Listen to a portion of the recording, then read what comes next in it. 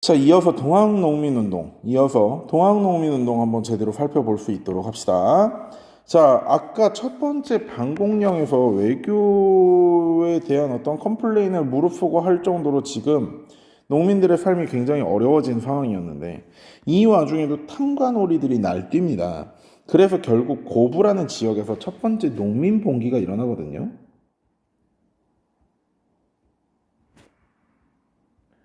고부농민 봉기부터 보겠습니다. 조병갑이라는 희대의 개새끼가 있는데 원래 이제 우리나라가 조선 후기에 모내기가 전국화되었다는 건 배웠을 거야. 모내기가 전국화되는 과정에서 물을 많이 필요로 해. 모내기법을 지금까지 그 고려 때 전례가 됐음에도 농상집요를 통해 고려 때 전례가 됐음에도 불구하고 조선 전기에 그걸 허용하지 않았던 이유는 그건 비가 안 오면 존망하는 농법이거든. 그런데 어쨌든 저수지나 그런 것들의 활용을 통해서 나름대로 물의 확보가 되고 난 다음에 전국적으로 모내기법이 활성화가 됐는데 그 과정에서 조병갑은 원래 이미 멀쩡히 보라고 해가지고 물을 저장해두는 저수지가 있었는데 새롭게 보를 만들었어요. 그 새롭게 보를 만드는 노동력을 백성들을 불러다가 막 쓰게 한 다음에 불러와가지고 노동력 쓸 때만 해도 야, 이 보가 만들어지면 얼마나 니들이 농사 짓는데 좋겠니? 응? 물 가득 담고 내가 보 만들면 시원하게 니들 한 10년 동안 보에 물세 안 내고 쓰게 해준다. 이렇게 딱 간지나는 약속을 딱 걸어놨는데 씨발 지켰겠어 안 지켰겠어? 안 지켰지 씨발. 니들이 안 지킬래? 지키려고 있네. 니들이라고 뭐 지켜. 그잖아. 조병갑이가 안 지켰다는 거야. 조병갑은 만석보라는 걸 만들어 가지고 물세를 걷었습니다. 물세. 그래서 농민들의 이 반발이 너무 심해져서 봉기가 일어나니까 원래 이런 경우가 되면요, 안핵사가 파견이 돼요. 안핵사라는 사람이 파견이 돼가지고 농민들을 위무해야 되거든. 이게 원래야. 원래 그래야 돼. 농민들을 좀 달래면서 아이고 씨발 그렇다고 임마 막 반란 일으키면 되노 막 이거 사또한테 그러면 되노 이렇게 위무를 하고 고기도 먹이고 막 그래야 되는데 고부 때에는 조병갑이가 얼마나 중앙에다 뇌물을 잘 썼는지 아니면 나라가 망하려고 하니까 존나게 나라가 썩었는지 고부 때에는 이 위무를 해야 되는 안핵사가 와가지고 평소와 다르게 주동자를 찾아내서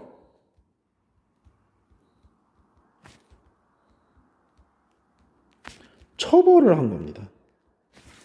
주동자를 찾아내서 처벌한 거야. 이렇게 되니까 어이 씨발 이게 누가 주동자인지 모르게 하기 위해서 너희가 동학농민 사료 중에 많이 보는 것 중에 하나가 사발통문이야. 사발통문. 즉 종이가 이렇게 있으면 여기다 사발을 하나 엎어. 밥그릇을 하나 엎어. 이렇게. 뭐야 이거 왜 이래. 원이 잘 안 그려지네. 잠깐만. 밥그릇을 하나 엎고 이름을 이런 식으로 쓰는 거야. 이런 식으로. 누가 주동자인지 모르게.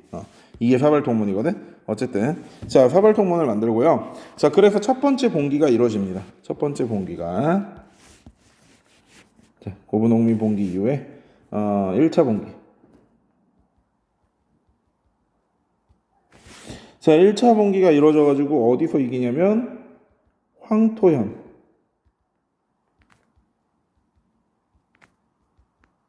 진짜 그래도 관군과 싸워서 그래도 나름대로 뭐 딱총이나 화승총이라도 있고 이런 관군과 싸워서 죽창을 들고 낯을 들고 이랬던 농민들이 승리를 거두었다는 건 굉장한 의미가 있어요. 그런데 이 황토현 전투 승리뿐만이 아니라 이들은 진격을 해서 어디까지 점령하게 되냐면 전주성까지 점령을 해요. 이건 얘들아 굉장히 큰 거야. 왜냐면 조선 왕조는 이씨 왕조잖아. 이 무슨 이씨야? 전주 이씨야. 이거는 조선조의 본관이 털린 거예요.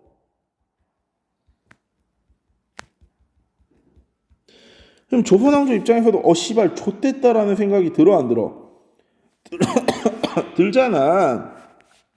그러니까 우리나라가 여기서 최악의 선택을 해버립니다. 정부가 청나라의 도움을 요청해.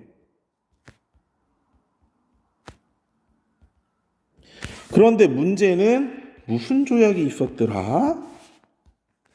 무슨 조약이 있었어? 첫 번째, 텐진 조약. 서로 통보하자. 두 번째, 제물포 조약. 일본군을 주둔시킬 수 있다는 거. 그치? 그래서 우리는 분명히 청나라에 요청을 했어. 그러니 청군이 우리나라에 파병하는 건 당연해. 그럴 수 있다 치자고.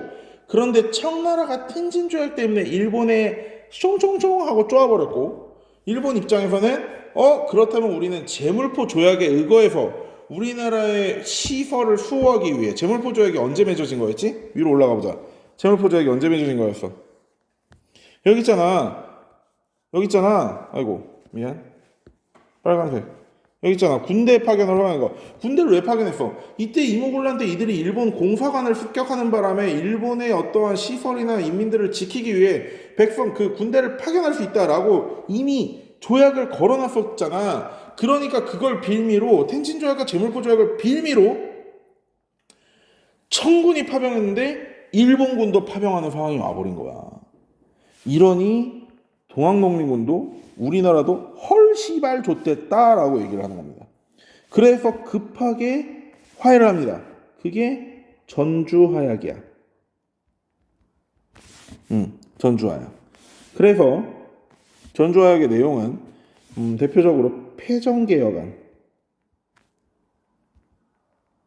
잘못된 정책을 개혁한다라는 뜻의 패정개혁안을 하고, 그 다음에 농민들이 스스로 모여서 강해지는 집강소라는 것을 설치해서 이 패정개혁안이 제대로 이루어지는지에 대해 감시하게 됩니다. 감시하게 돼요. 이 패정개혁안의 내용으로 중요한 게 두 가지가 있는데, 토지를 균분하고 과부의 재가를 허용하는 겁니다. 즉 실제 토지에 있는 세금 백날 천날 깎아줘봐야 결국 그것은 지주들만을 위한 정책인 거였습니다. 갑신정변의 한계점이었죠. 그런데 동학농민운동은 토지를 골고루 나눠 가지자라는 것을 통해서 진짜 농민들에게 필요한 정책이 무엇인지를 정확히 캐치하고 있었습니다. 당연히 구성원들이 농민이었으니 그럴 수밖에 없죠. 게다가 유명한 악법이었던 과부의 재가를 막는 그 조선도의 젖 같은 법칙, 그런 것들을 없앴단 말이죠.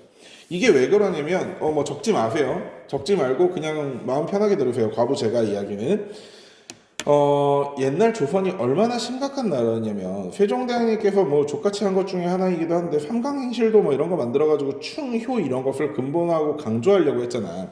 그거는 근데 선생님 수업을 들었으면 선생님 수업에서 이렇게 가르쳤어. 조선조 초기는 국가에서 유교를 국교화하고 관학화시켜서 열심히 집어넣었어도 그게 안 집어넣어지던 시대였어. 왜?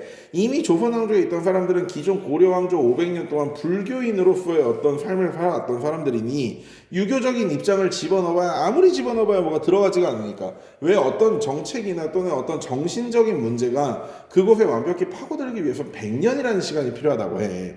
그러니 조선왕조 초기 100년은 그렇게 유교를 강조하고 그래도 상관이 없었을 때였어. 그런데 임진왜란을 기점으로 해가지고 조선이 이제 후기로 들어오게 되고, 나름대로 임진왜란 때 명나라에게 입었던 은혜를 선조가 포장하는 과정에서 제조지은이니 뭐니 해가지고 성리학이 굉장히 보수화되는 과정이 있었단 말이야. 그 이후부터는 성리학의 보수화 이후에 백성들의 삶 중에 과부의 삶이 너무 안 좋아졌어. 왜? 과부는 당연히 남편이 죽으면 수절을 해야 되는 게 그게 사회적 명령이 되어버렸단 말이야. 야, 그럴 수 있다 치자. 60살까지 살다가 60살에 남편이 죽었어. 그럼 남은 할머니가 그 당시 평균 수명이 얼마나 길다고, 그래 그 나머지를 수절할 수는 있겠지. 그런데 시집을 갔는데 2년 만에 남편이 죽어버렸어. 그러면 그 며느리는 새로운 남자를 만나지도 못하고 계속해서 그 시집의 노예로 앞으로 죽을 때까지 살아야 되는 거야. 이게 정상이냐고. 그런데 그러면 남자 만나서 시집가면 되지 않습니까? 라고 하는 순간 그 사람과 그 사람의 가족은 거의 제가 차마 입에 담을 수 없는, 제가 씨발 새끼야는 입에 담아도 차마 입에 담을 수 없는 수건이 된다고요. 마을에서의 평판이 그렇게 됩니다. 제가 한 여자의 아들, 제가 한 여자의 집안 이러면서. 그래서 오죽하면 시집에서 자기 아들이 죽었는데 며느리가 다른 남자한테 시집에 가자. 그 시집도 개쪽팔리는 일이거든. 그래서 시집에서 며느리를 몰래 죽인 경우도 많아요. 근데 일부러 목을 매달아서 죽인 다음에 뭐라 그러냐면 남편을 잊지 못하고 자살했다. 그 집안에 연lem을 세워주고 벼슬 주고. 씨발 미친 거 아니에요? 그런 상황이 되니까 과부의 재가를 허용시켜라. 얼마나 악법이냐 이런 식으로 얘기를 하는 거예요. 그야말로 진정한 농민들을 위한 그런 정책을 잘 펼쳤죠. 그러고 나서 이들은 일본에 철수를 요구를 합니다. 아니 정부가 청나라 군대 부른 거야. 우리 때문에 그랬는데 우리와 정부가 지금 화해했고 일본의 철수만 요구한 게 아니라 외국 군대의 철수를 요구합니다. 물론 실패했고 최악의 결과인 청일전쟁이 발발했죠.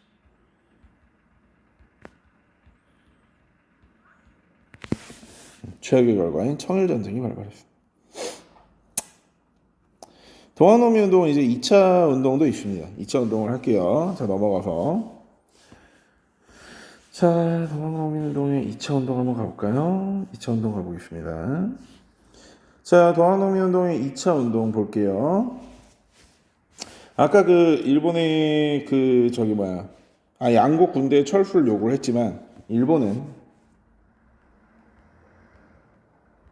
경복궁을 점령합니다.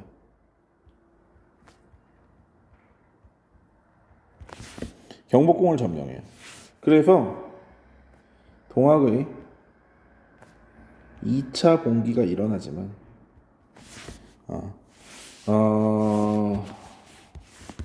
공주 우금치 전투에서 그야말로 개박살이 납니다.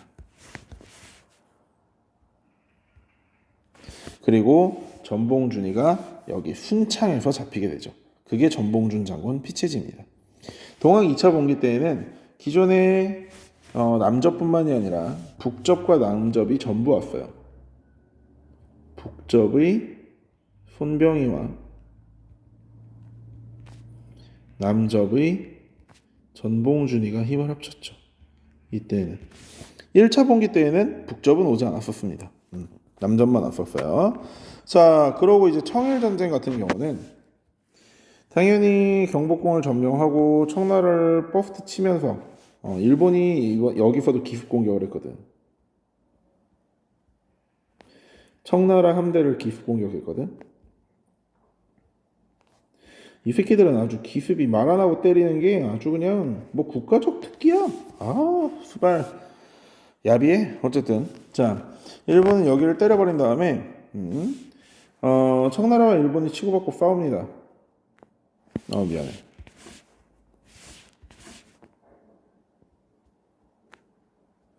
그런데 모든 유럽의 나라들은 청나라가 훨씬 더 강한 나라라고 생각을 했었어. 땅덩이도 그렇고 유럽에 있는 나라들이 기존에 청나라를 건들지 못하고 있었던 게 씨발 인구가 얼마라고? 그런 나라하고 싸우면 우리나라 지는 거 아닐까? 지진 않더라도 너무 오래 걸리고 전쟁이 짜증나지고 이러지 않을까? 이런 식으로 나름대로 좀 겁을 먹고 있었는데 그래서 유럽에 있던 귀족들은 막 이런 걸 가지고 내기를 했어요. 야, 일본이 며칠 만에 패배하는가? 뭐 일주일, 한 달, 뭐 이런 걸로 내기를 걸었는데 결과는 정반대가 된 겁니다. 일본이 이겼어요.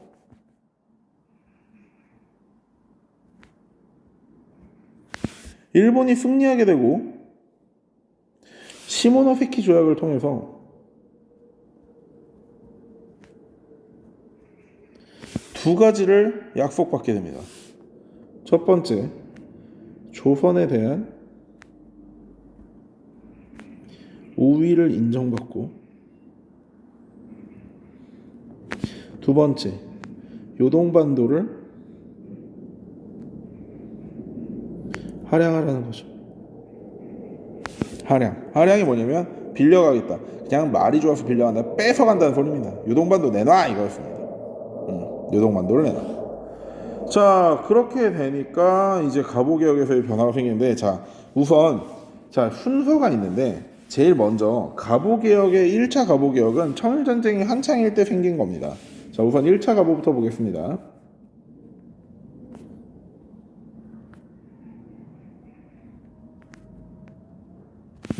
1차 갑오개혁부터 보겠습니다. 우선 중요한 키워드로서 군국기무처가 등장합니다.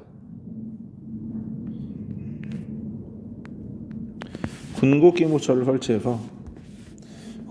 설치해서 첫 번째 신분제를 폐지하고 드디어 우리는 양반이니 이런 게 없어진 겁니다. 신분제를 폐지시키고 두 번째 과부의 재가를 허용합니다.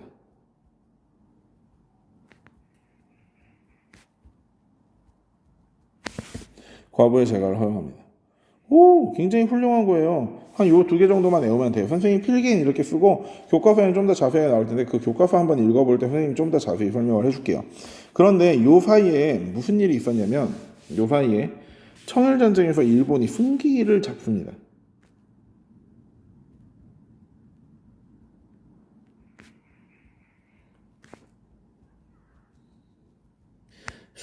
승리를 했다는 게 아니라 이거 일본이 이기겠는데? 라는 말이 나오기 시작합니다.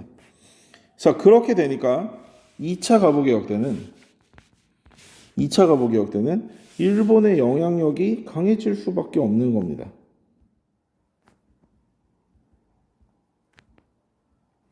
그래서 뭐가 폐지되냐면 군국기무처가 폐지됩니다.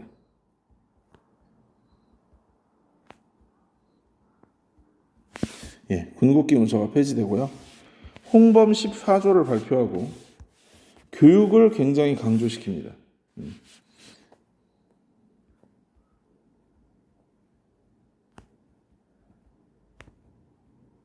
이 홍범 14조라는 거는 결국 1차 갑오개혁의 내용을 정리한 거거든요.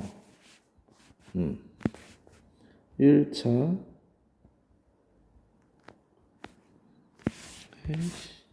글씨가 너무 안 써진다.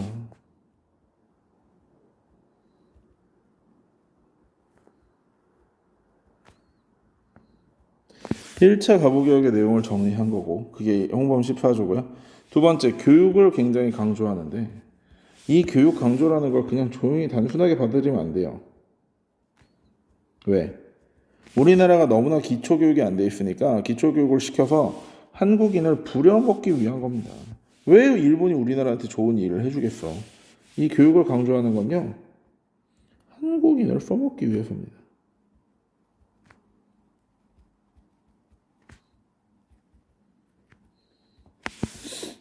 한국인을 써먹기 위해서. 됐어요? 자, 좀 더 자세한 갑오개혁의 내용은 선생님과 교과서를 보면서 가겠습니다.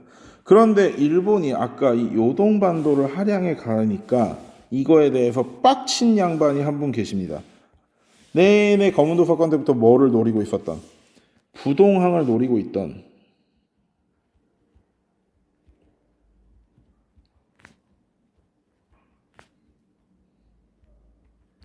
러시아가 빡친 거죠. 그래서 프랑스, 독일과 힘을 합칩니다. 그래서 러프독의 3국이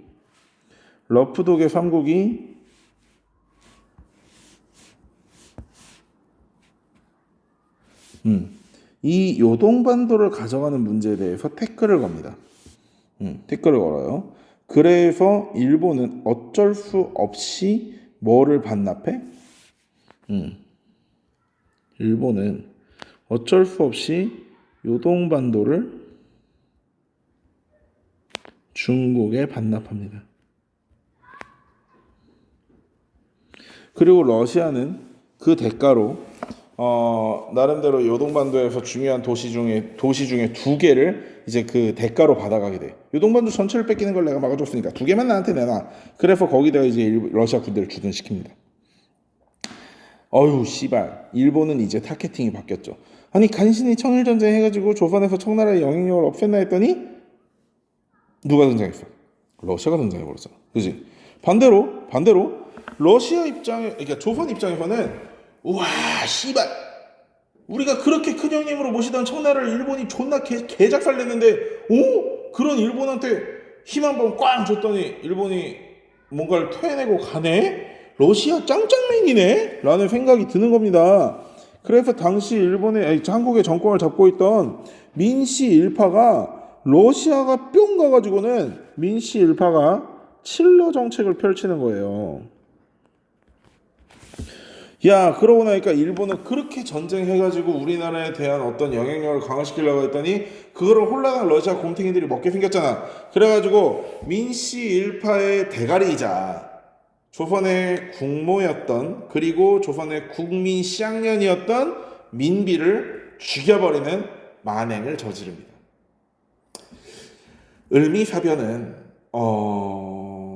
뭐 정말 을미사변에서 희생당한 것 때문에 명성황후라는 이름까지 붙여가면서 굉장히 이렇게 그 고평가되는 경향이 있는데 민비는 죽어도 쌍년이에요. 이 새끼는 죽었어야 돼요. 아주 개쌍년이에요. 근데 일본 애들한테 죽은 게 문제가 되는 거야. 어쨌든 을미사변을 통해서 죽이고 민비를 죽입니다.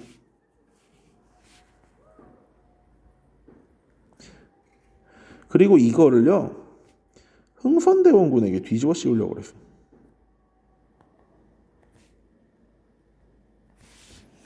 뭐라고 써야 된다 하나? 뭐 누명을 씌웠지만 결국 실패로 돌아갔죠.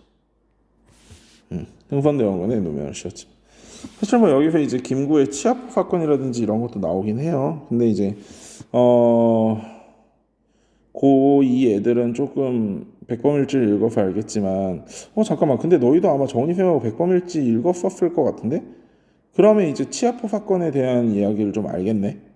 그지?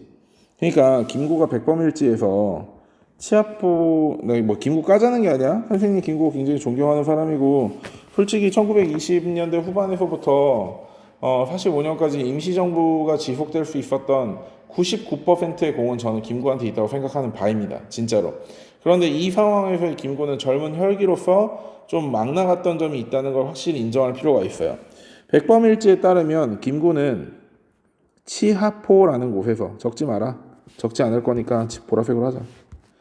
김구는 치하포라는 곳에서 어떤 사람이 두루마기 속에 칼을 가지고 있다고 그걸 일본인이라고 생각을 해서 저 새끼는 명성황후를 난도질하는 야쿠자 새끼일 것이다 라고 일본인을 살해하죠.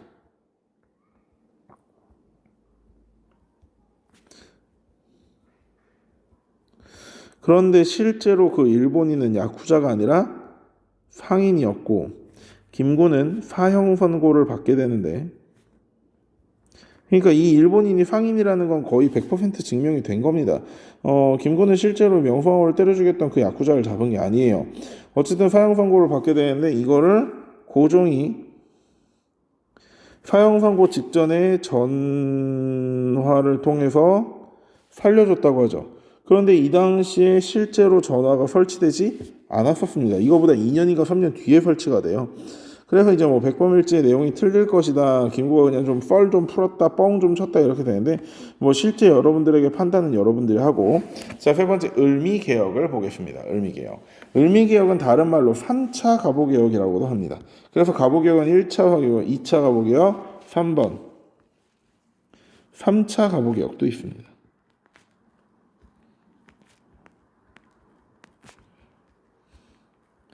다른 말로 을미개혁이라고도 합니다. 을미개혁. 자, 이 을미개혁 때의 내용을 볼까요? 이 을미개혁 때의 내용은요. 첫 번째, 태양력을 사용하고 즉 이제 드디어 음력이 아니라 양력이 우리나라에 들어온 겁니다. 두 번째는 단발령을 내렸다는 겁니다. 근데 얘들아 이 단발령에 대한 오해를 조금 풀어야 되는 게 너희는 그냥 우리나라 사람들이 머리를 깎아라 라고 했다고 해서 우리나라 사람들이 그렇게 이렇게 뭐 이렇게 이렇게 난리를 피운 줄 알 거야. 근데 우리나라 사람들이 머리를 안 잘랐어 그러면? 신체 발부 수집은 뭐 개소리지. 우리나라 사람들 머리 자르고 머리 빡빡 밀고 이것저것 상투도 올리고 그랬어. 야 머리를 한 번도 안 자르면 씨발 다 머리가 길어가지고 다 지나가는 사람들이 다 밟고 넘어지게 해? 우리나라 사람들 머리 잘랐어. 다만 단발령은 뭐가 문제냐면 머리를 자르는 게 문제가 아니라 우리나라의 전통을 없애려고 한 거잖아. 상투라는 우리나라의 전통을 없애려 했던 것이니까.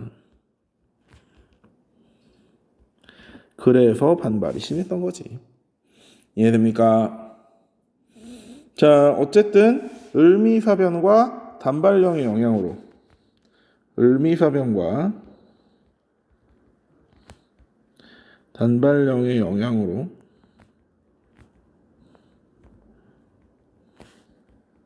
을미의병이 일어나게 됩니다. 을미의병.